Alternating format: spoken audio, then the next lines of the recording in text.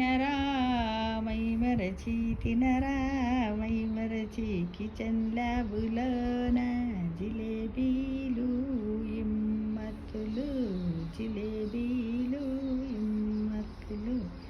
మనం ఏంటి అన్నీ ఎవరు చేశారు, మొదట అవి ఎలా చేయాలి, అవి తినడం వల్ల మన శరీరానికి ఏం లభిస్తుంది అన్న విషయం గురించి తెలుసుకుందాం. మరి కితాబ్ ఆల్ తబిక్ 10వ శతాబ్దము, నియామత్ నామా 13వ శతాబ్దం వంటి గ్రంథాలలో జలాబియా అనే మిఠాయి ప్రస్తావన ఉందట. ఈ వంటకాన్ని గోధుమ పిండి, కోడిగుడ్లు, పాలు కలిపిన పిండితో పునుగులు వేగించి పంచదార పాకంలో ముంచి తయారు చేసేవారట అప్పట్లో. ఎప్పుడు 10-13 శతాబ్దాలు. ఈ జలాబియా మన దేశానికి వచ్చేసరికి దక్షిణాదిలో ఇమ్మర్తి అనే వంటకం లాగా మారిపోయింది పేరు. ఇమ్మర్తిని 2 రకాలుగా చేసేవారు. దూదిలా రుబ్బిన మినప్పిండిని జంతికల మాదిరిగా వత్తి నూనెలో వేగించి పాకములో ముంచిన ఇమ్మర్తులు ఒక రకం. ఇంకొక రకము గోధుమ పిండి, పెరుగు, నెయ్యి కలిపి జంతికల పీటలో పెట్టి వాటిని గోలిచ్చి పాకములో ముంచిన వాటిని ఇదొక రకం. వీటిని ఏమనేవారు? ఇమ్మర్తులట. ఇమ్మర్తులు. ఆయుర్వేద గ్రంథాలు ఈ ఇమ్మర్తుని ఈ విధంగా తయారు చేసేదని ఆయుర్వేద గ్రంథాల్లో తెలియజేశారు. అయితే ఈ జలాబియా ప్రాచుర్యంలోకి రావటంతో గోధుమ పిండితో చేసిన ఇమ్మర్తిని జిలేబీ అని మన భారతీయులు మనం ముద్దుగా పిలుచుకుంటున్నాం.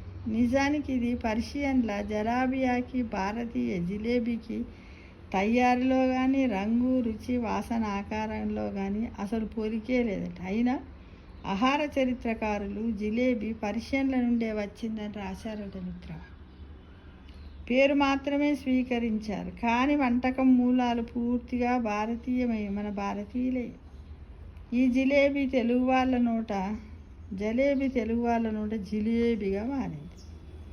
అయితే ఈ మహమ్మదీయుల పాలనలో మన భక్ష్యాలకు ప్రభువుల పేర్లు పెట్టడము, మినప్పిండితో చేసిన ఇమ్మర్తిని తెలుగు వాళ్ళు జహంగరీ పేరుతో జంగరి అన్నారు. ఉత్తరాది వాళ్ళు జంగరీని ఊరదికి జిలేబీ అని పిలుస్తారట ఇప్పటికి కూడా రాని. అక్బర్ పాదుషా పేరుతో ఏర్పడిన దాన్ని బాదుషా అంటారట. 1856-62లో British governor general Charles Canning భార్య పేరుతో బెంగాలీలు ఒక స్వీట్కి లేడీ కెనీ అనే పేరు పెట్టారట. అందువల్ల ఇమ్మర్తిని కూడలి వంటకాన్ని జిలేబీగా పిలవడంలో ఆశ్చర్యమేముంది మిత్రమా కదా. జిలేబీ పిండిని తయారు చేసేటప్పుడు గోధుమ పిండిలో సగం పుల్లని పెరుగులో సగం నెయ్యి కలిపి బాగా నానబెడతారట. పెరుగులోని మంచి బ్యాక్టీరియా వల్ల ఇది ప్రోబయాటిక్గా మారుతుంది. అయితే వేడి నూనెలో వేయించేసరికి ఈ బ్యాక్టీరియా నశించిన పెరుగు వల్ల వచ్చే కాల్షియం లాంటి పోషకాలు మాత్రము జిలేబీలో మిగిలిపోతాయట. జిలేబీని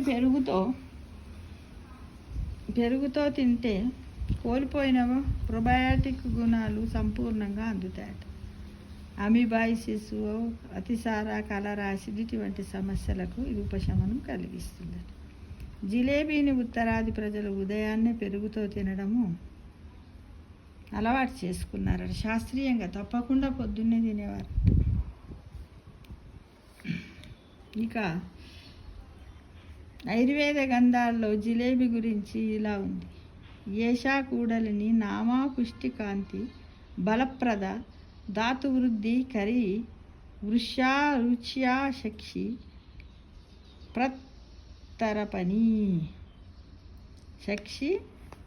ప్రత్తరపని అని. జిలేబీ శరీరానికి పుష్టినిస్తుంది, కాంతిమంతం చేస్తుంది, బలమిస్తుంది, ధాతువులను కూడా పెంచుతుంది. అంటే టిష్యూస్, కణజాలాలను పెంచుతుందట. రుచిని కలిగిస్తుంది. తర్పణి అంటే కొంచెము తింటే చాలు, సంతృప్తి కలుగుతుందట. సాధారణంగా చక్కెర లేదా బెల్లంతో తీగ పాకం తయారు చేస్తారు. బెల్లం పాకం కొంత మెరుగైనది. ఈ పాకంలో ఏలకుల పొడి, పచ్చకర్పూరం కలిపితే రుచికరంగా ఉంటుంది. రంగు రసాయనాలు కలపొద్దు. మైదా కన్నా గోధుమ పిండి, మొక్కజొన్న పిండి, రాగి పిండి పండ్ల గుజ్జు కలిపి తయారు చేసిన జిలేబీలు ఆరోగ్యకరమైనవి. జిలేబీలు తిన్నాక వేడి నీళ్ళు తాగితే తేలికగా అరుగుతుందంట. ఇమ్మర్తి జిలేబీగా పేరు. రూపం మారిన రుచి మాత్రం మన వారసత్వ సంపదకు మధురమైన గుర్తుగా నిలిచిపోయింది మిత్రమా. తీపి అనుభూతి అందించడమే కాదు, శరీరానికి పుష్టిప్రదమైన ఈ జిలేబీలను తినండి తినండి మైమరచి తినండి. తినరా మైమరచి మన జిలేబీలు అంటే మనకు అన్ని పదార్థాలు తింటున్నాం, మన ఫుడ్ ఐటమ్స్ రకరకాలైనటువంటి, కానీ అవి ఎక్కడ పుట్టాయి ఏంటి అనేది మనకు తెలియదు. టేస్ట్ బాగున్నాయి, జిలేబీ తెచ్చుకోవాలి, చాలా బాగుంటుంది, స్వీట్ తక్కువ ఉంటుంది, అందరు తినొచ్చు అని అనుకుంటున్నాం, తినేస్తున్నాం అంతే కదా. కానీ అప్పుడప్పుడు ఇలాంటి విషయాలు కూడా తెలుసుకోవాలి కవిత్రం, అంతే అంటారా?